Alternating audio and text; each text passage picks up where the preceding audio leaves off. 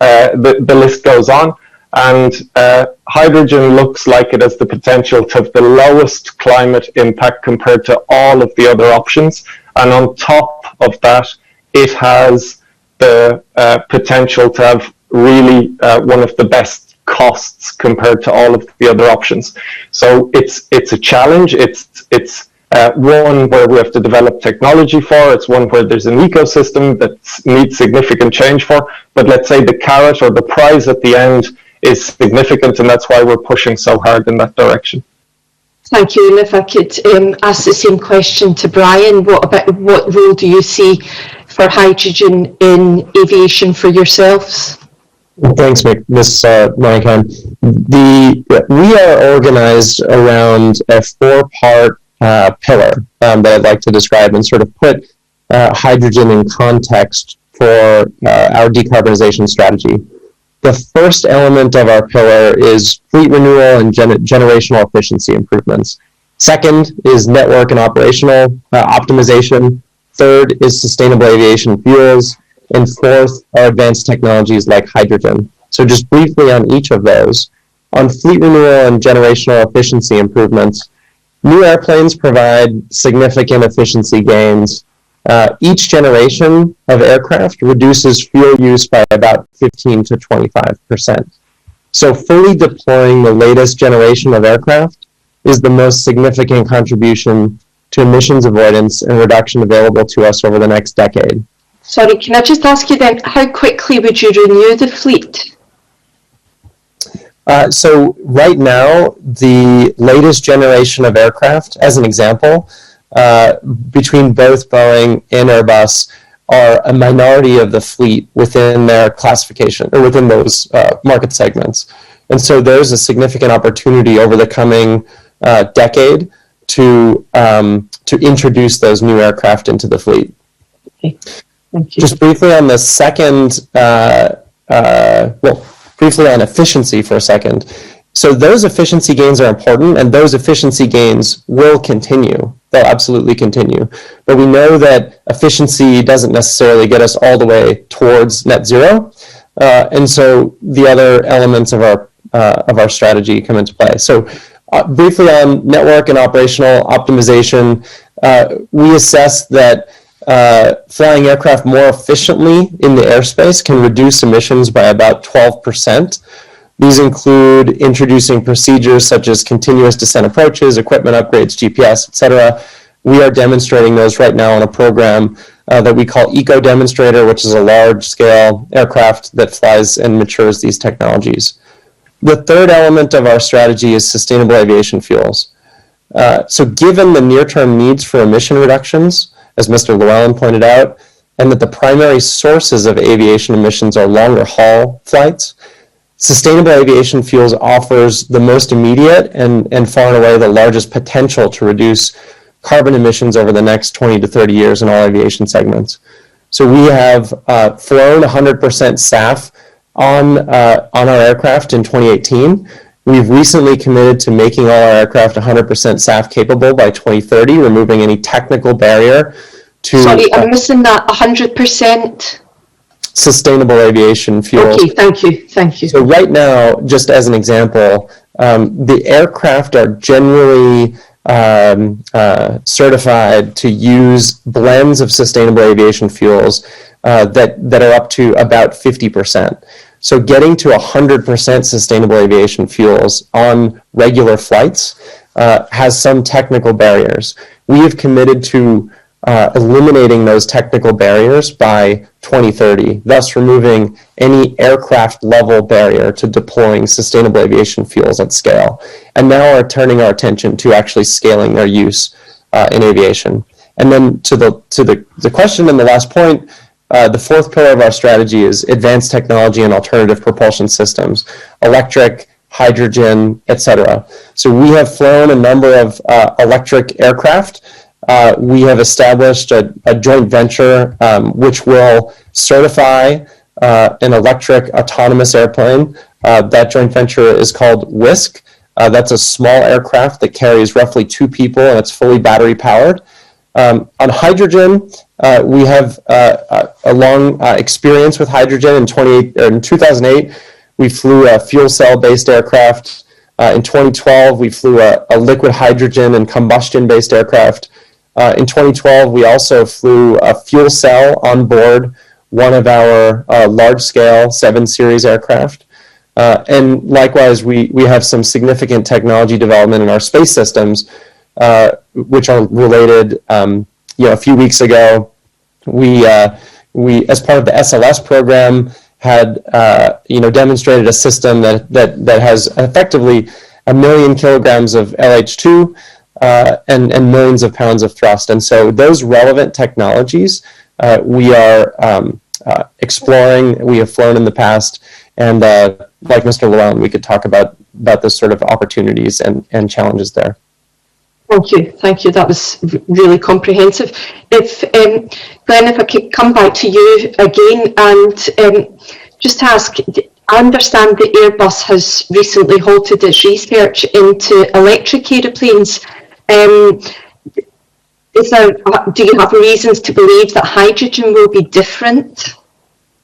Yes. So to be precise about what we've paused is the activity looking at battery-powered aircraft for large commercial aircraft applications. So the project probably you might think about is a project called EFAN-X, where we were looking at using batteries in a hybrid electric system on board an aircraft.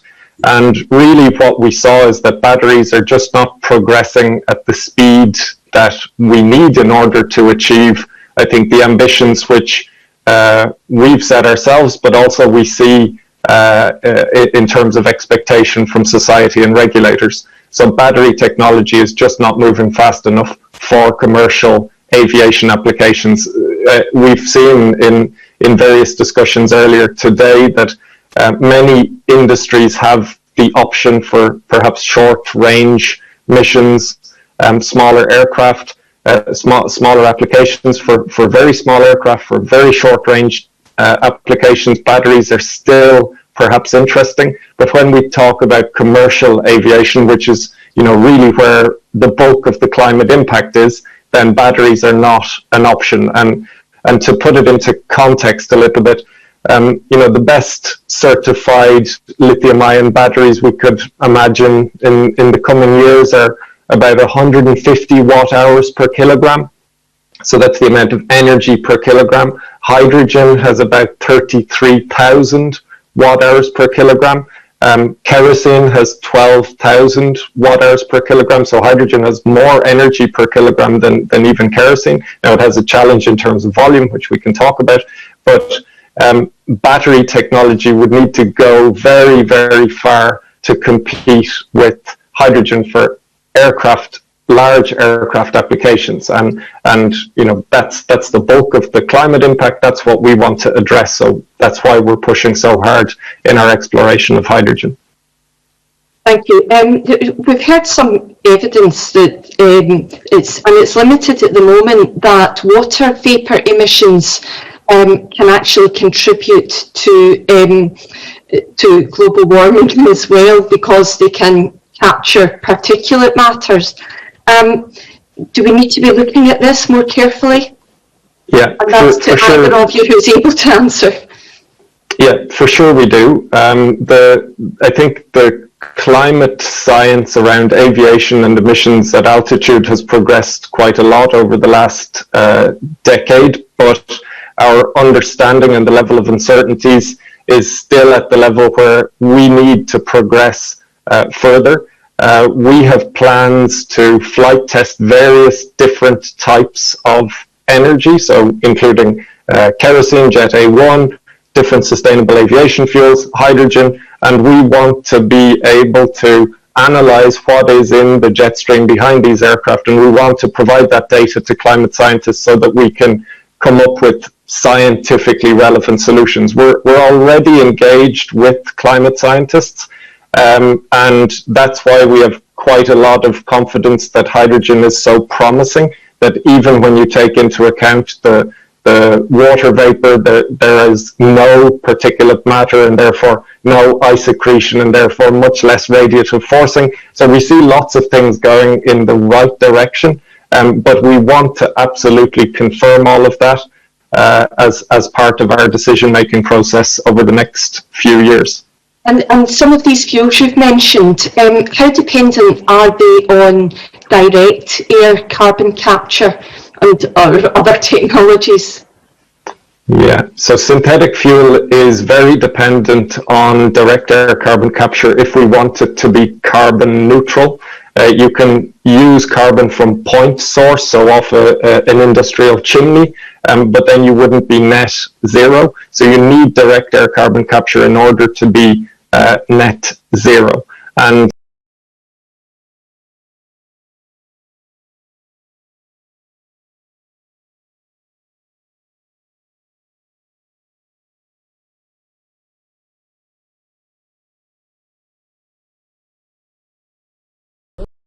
met Cameron and Greensill.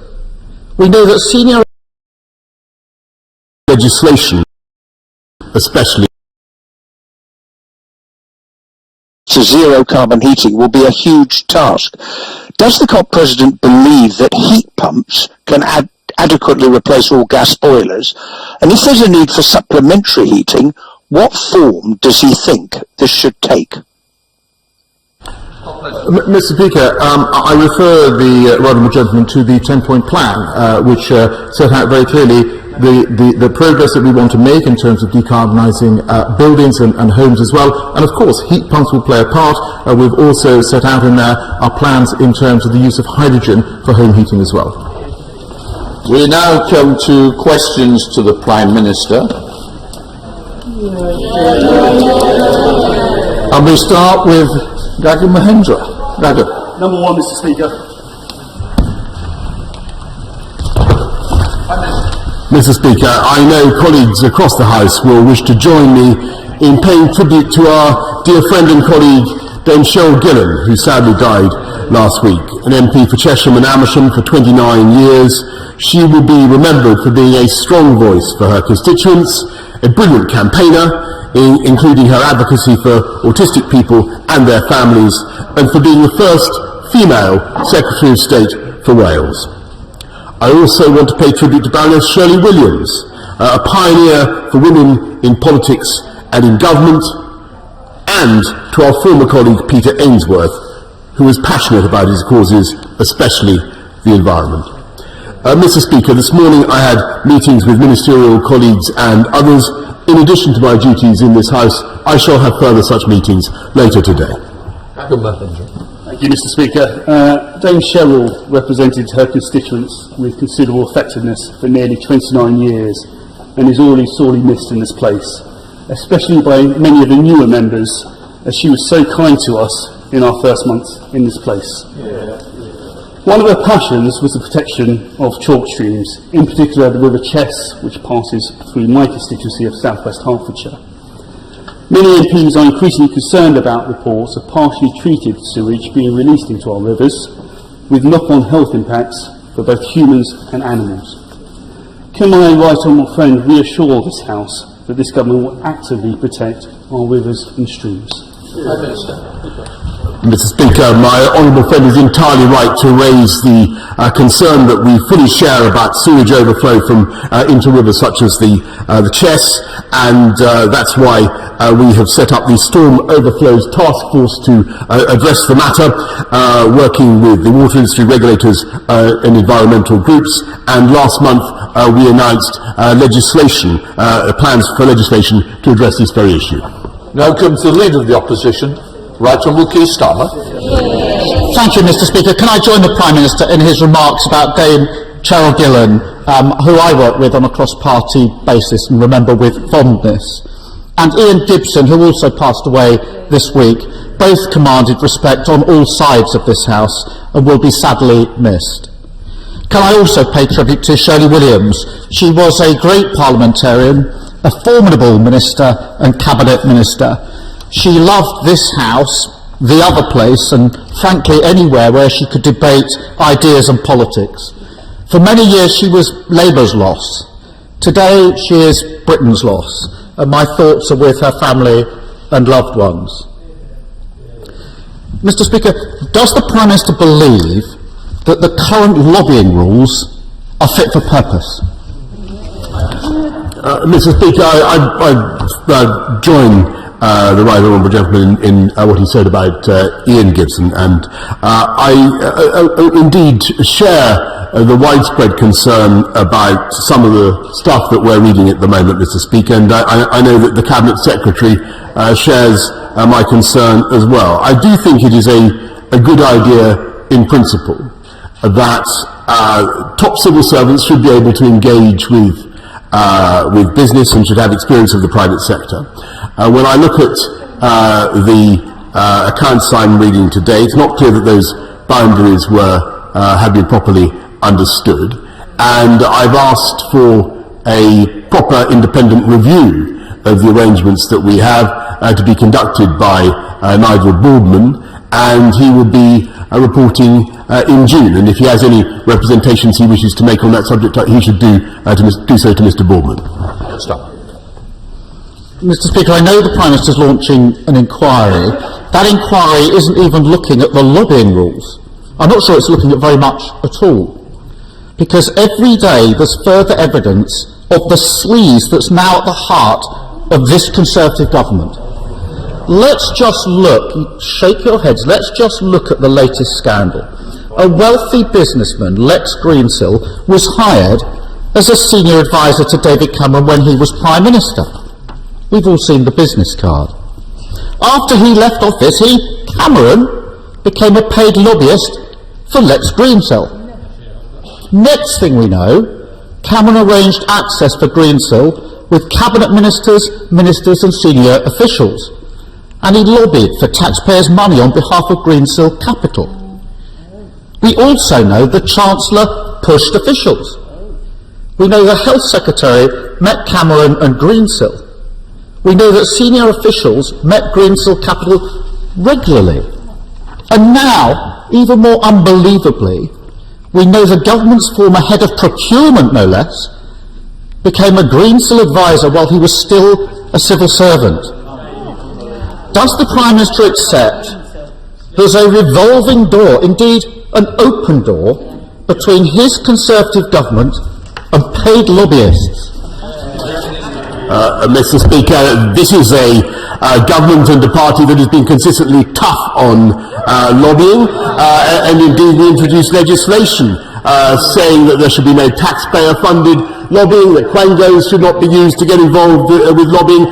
We put in a register for lobbyists, and there was one party, Mr. Speaker, that actually voted to repeal the 2014 Lobbying Act, and that was the Labour Party in their historic 2019 election manifesto, which he is yet to repudiate, Mr. Speaker. They did so because they thought it was unfair and was restricting people's ability to make representations to politicians. I think that's absurd. Will he now say that it's absurd to repeal the 2014 Lobbying Act? Mr. Speaker, he talks of the Lobbying Act. Who was it who introduced that legislation? David Cameron. Who was it who voted for the legislation? Half the Conservative front bench. We said it wouldn't be tough enough. And where did that legislation lead? 2 years later, David Cameron camping out in a Saudi desert with Lex Greensill having a cup of tea. I rest my case in relation to that legislation. Let me try another very simple question. Is the Prime Minister aware of any other government official who had commercial links with Greensill, or any other lobbying role while working in government? Mr. Speaker, or if he has any such information, he should, of course, make it available to Mr. Boardman. That's the point of his. That's the point of his review. It's an independent review. It'll be coming to me by June. I'll be glad that it will be played in the library of the House of Commons. We'll talk about lobbying, Mr. Speaker. He's being advised by Lord Mandelson of Global Counsel Limited. Perhaps in the interests of full transparency, so we can know where he's coming from, Lord Mandelson could be encouraged to disclose his other clients, Mr. Speaker. Mr. Speaker, I haven't heard a defence that ridiculous since my last days in the Crown Court. It's called the shoplifter's defence.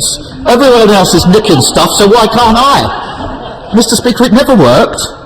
I remind the Prime Minister, I not only prosecuted shoplifters, I prosecuted MPs over the MPs' expenses scandal, so I stand on my record. That line just isn't going to wash with me.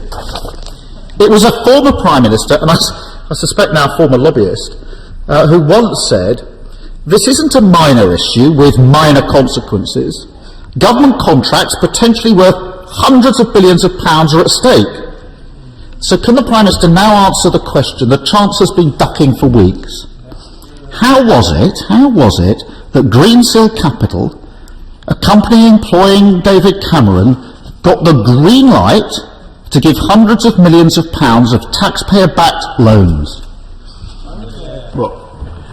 Mr. Speaker, whilst he was prosecuting MPs, I was cutting crime in London by 23% and cutting the murder rate by 50%. And he asks about lobbying on behalf of Greensill, Mr. Speaker. And I don't wish to embarrass the right honourable gentleman, but he doesn't have far to look. There was one person asking for the Greensill Bank to be able to use the coronavirus business interruption loan scheme, and that was the Shadow Defence Secretary, Mr. Speaker. It gets weaker and weaker. It does take me back to my defence days in the Crown Court. It's just ridiculous. The Shadow Defence Secretary, it really wasn't a good point. If you think that's a good point, you've got real problems. Shadow Defence Secretary was speaking for his constituents and for local jobs. That is million miles away from being a paid lobbyist texting friends in government. The Prime Minister says there's going to be an inquiry, but the person he's appointed worked for the same law firm which lobbied to loosen lobbying laws. You couldn't make it up. What we need is to overhaul the whole broken system. This afternoon, Labour's motion calls for a proper parliamentary inquiry into this scandal. If the Prime Minister is so concerned about this, he should welcome the motion. After all, to quote David Cameron, his old school friend, sunlight is the best disinfectant. So will the Prime Minister vote with Labour today for a full, transparent, independent inquiry? Mr. Speaker, I think he would have been better off supporting the Lobbying Act, and the Labour Party would have been better off not campaigning to get rid of it. It toughens up our laws, and Mr. Speaker, I think that his own proposal is simply to have politicians marking their own homework. What the country wants, that's all it is. A committee of MPs to look at it. It won't do a blind bit of good. That's why we're having a proper independent review. If he has any representations or allegations to make about what has taken place, he should make them to the eminent lawyer who's been asked to do it, who'll be reporting to us by June. Yes, Starmer. Mr. Speaker, the Prime Minister should be voting with us, not blocking a proper inquiry. The Greensill scandal is just the tip of the iceberg. Dodgy contracts, privileged access, jobs for their mates. This is the return of Tory sleaze. Mr. Speaker, it's now so ingrained in this Conservative government, we don't need another Conservative Party appointee marking their own homework. Actually, Mr. Speaker, the more I listen to the Prime Minister, the more I think that Ted Hastings and AC12 are needed to get to the bottom of this one. Mr. Speaker, we know the Prime Minister will not act against sleaze, but this House can. So can I urge all members of this House to come together this afternoon to back Labour's motion and start to clean up the sleaze and cronyism that's at the heart of this Conservative government? Prime Minister. Mr. Speaker, that's why we're putting in an independent review. That's why we have tougher laws on lobbying. A great shame that Labour opposed them. Mr. Speaker, yes, we are getting on with rooting out bent coppers, Mr. Speaker. We're also appointing and hiring thousands more police officers, Mr. Speaker. We're fighting crime. We're fighting crime on the streets of our cities, whilst they opposed the police and crime bill, which would have put in tougher sentences for serious sexual and violent offenders. Absolutely. And they then encouraged people who went out and demonstrated, Mr. Speaker, to kill the bill. We're getting on with protecting the public. That's absolutely correct, Mr. Speaker. We're getting on with protecting the public of this country from crime of all kinds. We're getting on with the job of running this country, of rolling out a vaccination programme. Order. Prime Minister, I think we ought to at least try and address the question. Thank you, Mr. Speaker. It's been a year this week since I had the privilege of starting to volunteer at Watford General Hospital, and over this time I've been fortunate and privileged to work along some inspirational and selfless volunteers. So as the nation reflects this week on the importance of schemes to support young people, may I ask the Prime Minister if he would meet with me to explore the creation of an NHS cadet scheme to pay tribute to those who've already volunteered over the past year and also create a lasting legacy for generations to come. Thank you. Yes, indeed. Thank you. I thank my honourable friend for what he's doing. I thank everybody at Watford General Hospital for the support they've given throughout the pandemic, and particularly, Mr. Speaker, the volunteers who play a massive part in our vaccination rollout programme. And I fully support the NHS cadet scheme, part of our work to establish a volunteering legacy for young people from the pandemic. Leader of the SNP, Ian Blackford. More than time, Mr. Speaker. Can I associate myself with the remarks of the Prime Minister and the Leader of the Opposition on Dame Cheryl Gillen and of Shirley Williams? Mr. Speaker, the Scottish Government has passed landmark legislation embedding the UN Convention on the Rights of the Child into Scots law. A real revolution in children's rights. Every party in the Scottish Parliament supported it, even the Scots Tories. It has been welcomed everywhere, except here in Westminster. Instead of supporting this new law, the UK Government is shamefully taking the Scottish Parliament to court in order to strike it down. Apparently, the only basis of the UK Government's legal case is that the law constrains Westminster powers. So, Prime Minister, can you do everyone a favour by explaining how protecting children's rights in Scotland threatens the Tory government in London? Mr. Speaker, this is complete nonsense. The government of the United Kingdom ratified the UN Convention on the Rights of the Child 30 years ago.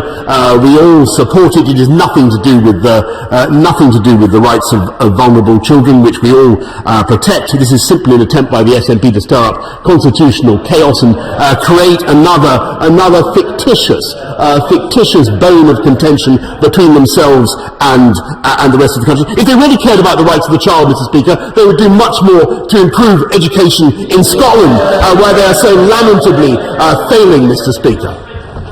Ian Blackford. The rights of the child, an act passed by the Scottish Parliament, supported by every party, and his government is taking our Parliament, our government, to court. Mr. Speaker, there's nothing technical about this, and the Westminster government wants to strip away the rights of children in Scotland. This is a tale of two governments. We have an SNP Scottish government delivering the baby box, doubling the Scottish child payment, and providing free school meals to every primary school child. At the same time, this Tory government is robbing children of their rights in Scotland. Quite simply, Mr. Speaker, the SNP Scottish government has and will continue to work to ensure Scotland is the best place for a child to grow up. This legal challenge threatens that. It is wrong and it is morally repugnant, Prime Minister. Will the Prime Minister commit to withdrawing his legal challenge today? If not, we'll see you in court. Well, Mr. Speaker, the best thing they can do, as I say, for the rights of the child in Scotland is to improve their shameful record on education and to tackle the issues that matter to the people of Scotland, to tackle the tax regime that they put in place, to do better on fighting crime and drug addiction in Scotland. They should be looking at the issues that really matter, in my view, to the people of Scotland, and instead they're going into the elections next month, Mr. Speaker, yet again on a campaign campaign to break up this country. That's all they can think of. Break up this country, call for a referendum, break up this country, destroy our country, and call a referendum in a way that I think is completely irresponsible at a very difficult time when we want to bounce back stronger together. David Jones. Thank you, Mr. Speaker. The A55 expressway is of huge importance to North Wales, linking the region to the main motorway network. It is also, as was noted in the recent interim report on the Union Connectivity Review, the principal freight artery for the port of Holyhead. The road is in desperate need of improvement and has been for many years. So will my right honourable friend confirm that the government will make it a priority to use its powers under the UK Internal Market Act to upgrade the road for the benefit of the people of North Wales? Thank you. I thank my right honourable friend. He's completely right, and Sir Peter Hendy has rightly identified the potential of the A55, and I think the best thing the people of Wales can do to guarantee these vital upgrades is to elect a Welsh Conservative government on May the 6th. We now go to Vicky Foxcroft. Vicky, I understand you're going to sign. Can you speak and sign at the same time for all our benefits? Vicky Foxcroft. Thank you, Mr. Speaker.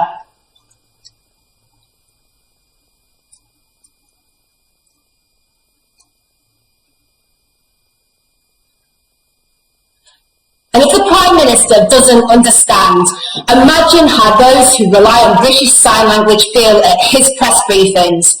2.6 million spent on the new press room, yet still no interpreter. What message does he think this sends to disabled people? I'm grateful to the honourable lady and grateful for the way she has set out her question. I will revert to her as soon as I can. Sarah Dites.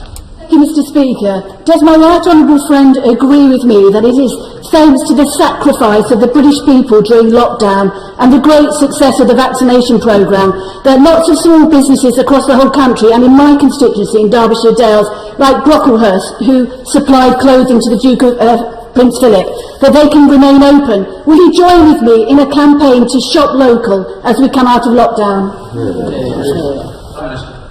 I thank my honourable friend, and I can tell her that, yes, I certainly will encourage her and everybody else to shop local as we come out of lockdown, and as I very much hope that we will be able to do. And my right honourable friend, the Communities Secretary, has announced £830 million of funding from the Future High Streets Fund has been allocated to areas, including her own, in order to encourage that shopping that we all hope and want to see. Ruth Caplan. Thank you, Mr. Speaker. May I extend my condolences and those of my constituents to the Queen and to the royal family for their sad loss, and also to the families and colleagues of Cheryl Gillam and Shirley Williams. Will the Prime Minister tell this House when he last spoke to former Prime Minister David Cameron? Prime Minister. No. The honest truth, I cannot remember when I last spoke to Dave, but if she wants to know whether I've had any contact with him about any of the matters that have been in the press, the answer is no. Father of the House, Sir Peter Bottom. Mr. Speaker, those who helped to develop, to test, to approve and manufacture the vaccines deserve our praise. Will my right honourable friend also recognise that the successful rollout of the vaccination programme has been based on the dedication of the NHS staff and the myriads of volunteers who made the process so easy for so many people?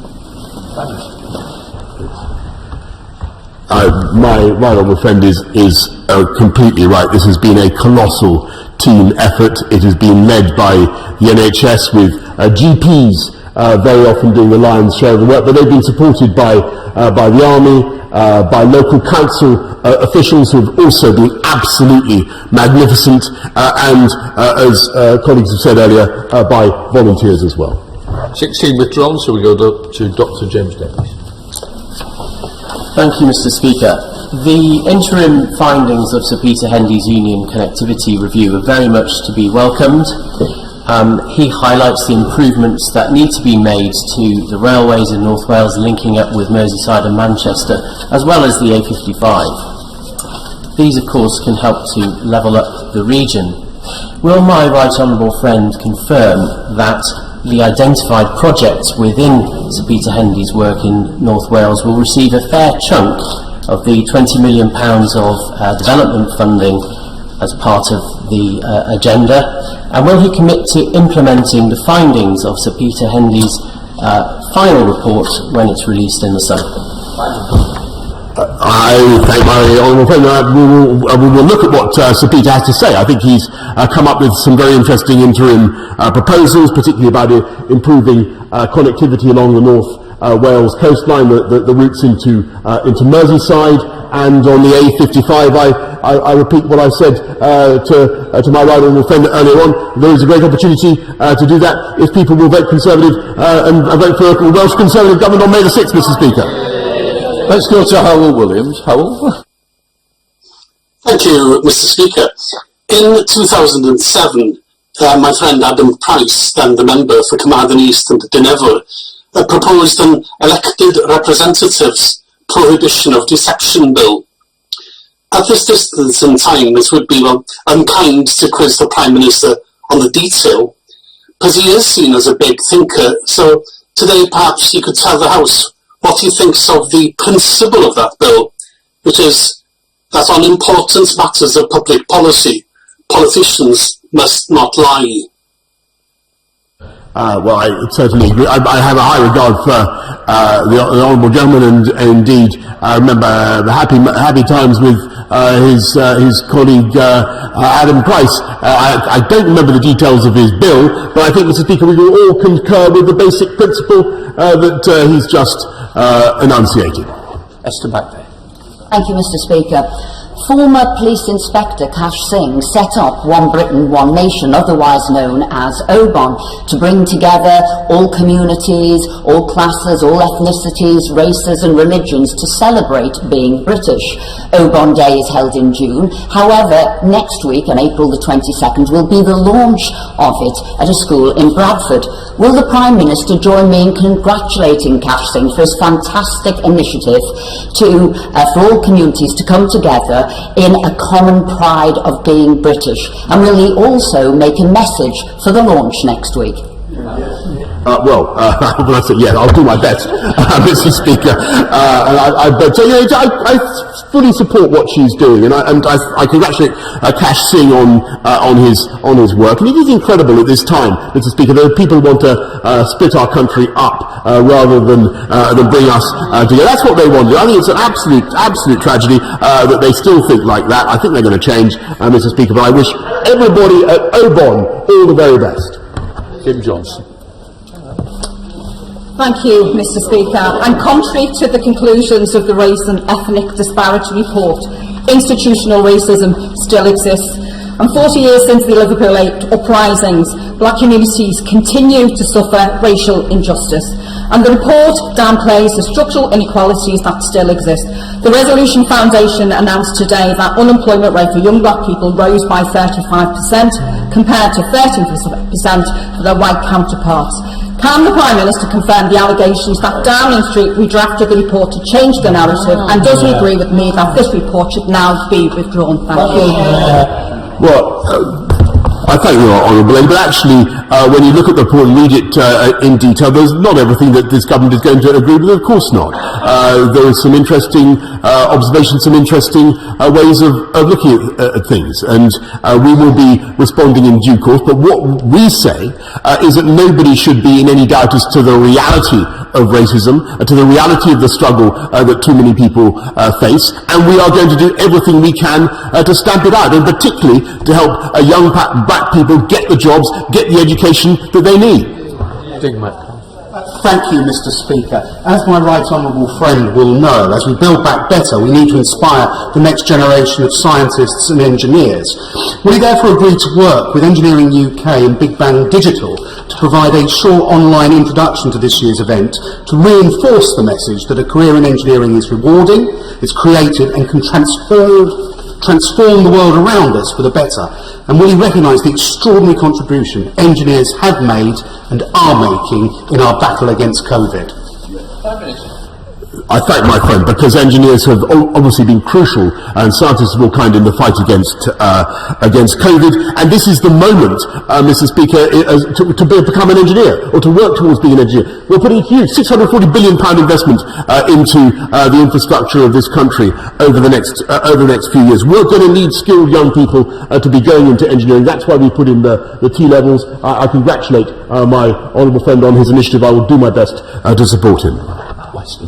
Thank you, Mr. Speaker. Given his ancestry, the Prime Minister will be more than familiar with the phrase, "a fish rots from the head down." It is a Turkish proverb. Put simply, since he became the Prime Minister, the sound of Big Ben's bungs has been replaced by the cash-till sound of big donor bungs. There's been a threefold increase in bungs from property developers. Last summer we had the case of Richard Desmond and the Community Secretary. More recently, we've had ministers dishing the dosh between constituencies, and a health secretary handing or involved in a contract with his pub landlord for £30 million worth of PPE. Now we have a Chancellor and health secretary that have sought to grease the wheels of involvement with Greensill and David Cameron. What does this say about the Prime Minister's leadership of his government? Mr. Speaker, I'm afraid he is simply wrong in what he says, and particularly about what he says about the Chancellor, my final for the Chancellor and the Health Secretary, and I don't believe that he should have spoken in those terms, Mr. Speaker. But what I will say is that there was one party in this place that brought in tough rules on lobbying. There's another party that campaigned at the last election to get rid of those rules because of their relationship with the trades unions, Mr. Speaker, because they wanted them to continue in the obscure, opaque way that they were being run, and because they wanted people to be able to continue to lobby parliamentarians in the way that they always did. And look at their Labour manifesto of 2019, Mr. Speaker. If he repudiates it now, why don't go ahead and do so? Final question from Gareth Davies. Thank you, Mr. Speaker. Over the last few months, a number of my constituents have taken to the streets to help tackle the problem of littering, and I pay particular tribute to those constituents in Colesworth who I met with recently. Will the Prime Minister join me in backing the Grantham Journal's Spring Clean campaign, and can he assure my constituents the government are doing all it can to help tackle littering? Prime Minister. I share, Mr. Speaker, his indignation about litter. I do think it's one of the things on which the whole of the country, and I hope the whole of the House, is united. That's why we're doing the Respect the Outdoors campaign to encourage people to follow the countryside codes, pick up their litter. Obviously, a lot of people are meeting outdoors at the moment, Mr. Speaker, because of the pandemic. They must obey the basic laws of respect for other people, pick up their litter.